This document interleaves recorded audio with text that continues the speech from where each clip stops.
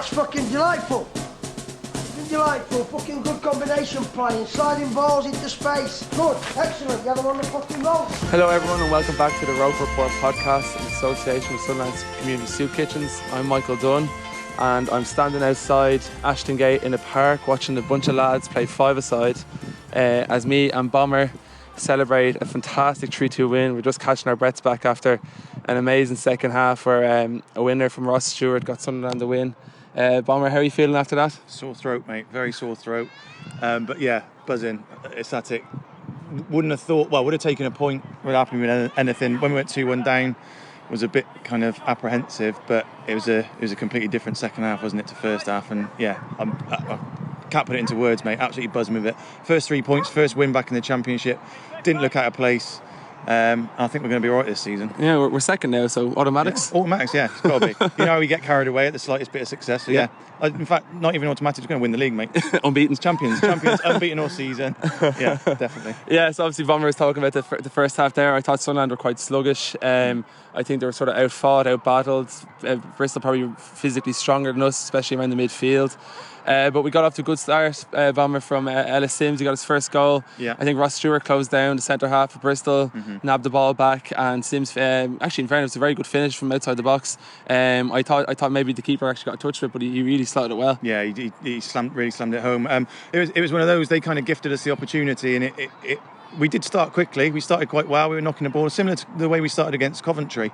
And so they've kind of, we forced the mistake. They haven't really made the mistake. We forced it. So you say some good pressure from Stewart. And like you, I thought that maybe Sims had dallied on it a little bit too long. Because when he picked up the ball, keeper wasn't even in the goal, and all he needed to do was hit it first time. But he took a second touch and a third touch, and then I thought the moment had gone. But yeah, he really powered it, and I think it was past the keeper probably before he really knew much about it. Yeah, but that goal sort of was maybe the highlight for our whole first half. I think after that, Bristol really got on top. I was really impressed with Sykes down the wing. The Scott in midfield, the young fella number 7 was really good, and I can't remember his name. The fella looks like Chowdhury for Leicester. That's why I call him. The big hair. Yeah, something Noah something. No Sango or something. Yeah, whatever. He was good. He was really good, but they really got on top then, and they got an equaliser actually only 5 minutes after that. Yeah. It was a sort of, I don't know, it was a ball down the Serkin's wing. One ball split the whole centre halves apart, and Vyman was literally one-on-one with Patterson for a goal. But even after that goal, Bomber, we were sort of struggling. We couldn't really get on top, and we weren't creating much. Dan Neil was sort of, we were saying through the game, he was getting on the ball, trying to force it maybe a bit too much. Yeah. We couldn't get Pritchard in the spaces to get on the ball. Another maybe than Ellis Sims, who at times did hold the ball up really well and bring Clark into the game a bit. We really were struggling, weren't we? Yeah, they that midfield battle, they were winning time and time again. I think bar that first 15 minutes, pretty much from the point in which they got that equaliser, they were really on top in terms of territory and possession. They looked the more threatening. Like you say, Dan Neil was a little. We were having this conversation during the second half in that it's nice to see him being positive with the ball, but equally what you see is him give the ball away quite often by making probably what we see as the wrong decision.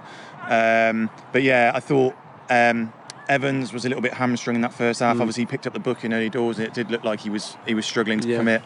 And yeah, they overran us, and I think we were probably a little bit fortunate to go in level at half time. Definitely, we were happy with the 1-1 at half time. And I mean, the second half started, we did start quite well again, but probably against the run of play.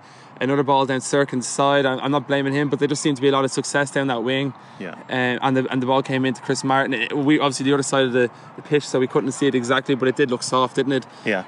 I think Patterson, maybe he might have got a touch with it, but it went in. But I think actually that woke us up a bit, didn't it, in the second half? It seemed to, yeah. Like we said, we were talking about it, and we said at half time that we're happy with what we got, but the way things have been the first half, if we went one goal down, I can't see us getting back into it. And those fears were realised pretty early on in that second half. And I don't think, just because both of those came down Serkin's side, I don't think he's necessarily to blame for them. No. The play should have been stopped way before it even went down his side. I think Serkin had a very good game. But yeah, let's say we were the opposite end of the pitch behind the Bristol goal. So it was difficult to see, but it did look soft. It looked like the ball across came quite soft, and it looked like there was just a bit of a melee in the in that. It would have been probably penalty spot, 6-yard box maybe. And yeah, it was disappointing, and I'll be honest, I did fear the worst at that point. Yeah, so did I. but not so long after, thankfully, I'm going to dedicate this podcast to the Ellis Sims, the Simscast. Yeah. So not too long after that, I think Pritchard picked the ball up near the halfway line and played Sims through. And his first touch sort of took him away from the goal, and I was thinking, he's after losing the chance. But he did really well to tuck inside and slot it under the keeper's legs. He was brilliant today, wasn't he? The goal was brilliant, but his general performance was fantastic, wasn't it? As far as an impact as a new signing has been, I can't think of a player who's made as big an impact in their first full game for a new club. But yeah, he was fantastic. And again, we were saying throughout that second half, he's a proper number 9, isn't he? He's quick, he's strong, he runs the channels, and some of his hold-up play. It's the type of play that we've been crying out for a very, very long time. And if he can strike up some sort of partnership with Stuart, or even provide competition, if we get to a situation when we're playing just the one up front, it'll only kick Ross Stewart on, and already he's going to be a fan's favourite. Throughout most of that second half, we were all chanting his name. What an impact to make. Brilliant. We don't need Broadhead now, do we? No. Who's Nathan Broadhead? That's a joke, by the way, if you're listening. If his mum's listening, yeah, or if so. his mum's listening, yeah, that was a joke.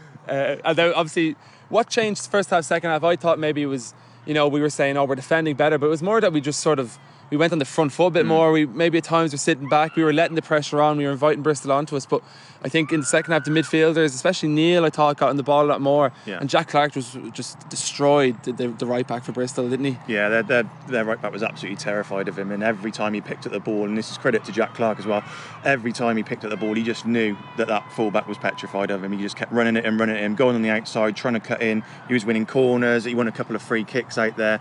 The two championship games we've had at this season have really shown that Jack Clark is a championship level player. Yeah. He was brilliant, and I also want to call out Ballard and Bart, because I thought they were both fantastic as well. When we did look shaky, it wasn't necessarily due to that back line. It was us losing the midfield battle, but everything in the air. And just any time they came through that middle, they were both of them solid as a rock. So credit to them as well. They were absolutely fantastic, I thought. And we'll get on to a sort of defensive saving challenge they both did after Stewart's goal. But for Ross Stewart's goal, we were talking. Well, I think 2 minutes before he scored, I said, "Get him off. He's just not playing well today.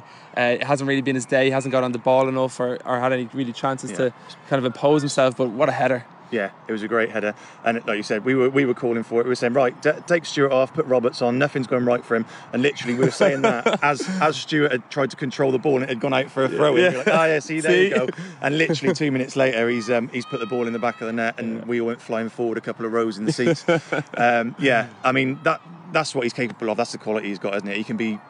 Not anonymous. Anonymous is probably harsh, but you could tell it wasn't his day. But then out of nowhere, he pops up with a goal to put us 3-2 ahead, and So Alex Neil obviously knows better than us in terms of keeping him on. Absolutely, it's sort of a sign of a good striker, isn't it? When it's not going off for your day, really. But he really kept going as well. And in fairness to him, he led the line well with Sims, and he did work really hard. So it was kind of his just rewards for the goal.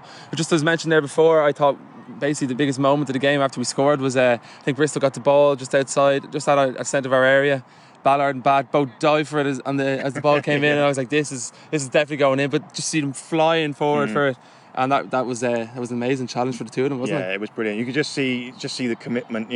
Where we looked not necessarily fragile, but a little bit kind of timid and a little bit afraid against Coventry in those dying few minutes. You could just see that they've obviously learnt from that, and it was proper bodies on the line sort of thing. And it's what the fans, especially away fans, it's what they want to see, isn't it? But that win is going to bring us on so much more now after that, isn't it? Really, because we sort of settled into it. I think. I was even thinking before this, God, when are we going to get our first win? I was like, God, I think we're going to get a few draws in the first few games, and the longer it goes on without a win, the worse it gets. But that's going to be a perfect tonic for us going into QPR next week, especially, isn't it? Yeah, the duck's broken. Said we knew this was going to be a tough game, and it was a tough game. We've come away with the victory. But yeah, you kind of look down the fixture list, knowing that all the teams were a league above you last season, and Bristol City's home record was very, very good towards the back end of last season. So I wasn't necessarily expecting our first victory to come today, but it has come. Like I say, it'll be a huge relief for the players, all the players in the dressing room. Alex Neil and all the backroom staff will be absolutely buzzing and like I say, breathing a sigh of relief about it. With a performance like that and a result like that, they'll just grow from strength to strength, take the confidence, and you know, there's no one that we should really fear in this league, I don't think. No, but sure, we're going to win the league now. We're going to win the league, mate, undefeated. Before we leave, because we're dying for a pint after Yeah. that, we need to get our bet back. Man of the match has to be Sims, surely. Yeah, it has to be Sims. Yeah. The 2 goals. My immediate thought was Jack Clark, but Yeah. you can't have a new boy come in, score 2 goals, help win us the game, and not pick it up. So yeah, I'll agree. Yeah. Yeah, great win, great performance. Me and Bomber won a pint. So obviously there'll be another podcast coming out through the week. The lads will be dissecting it in more detail than us, and we'll speak to you soon. Where am I going? I don't know. Where am I heading? I ain't certain. All I know is I am on my way.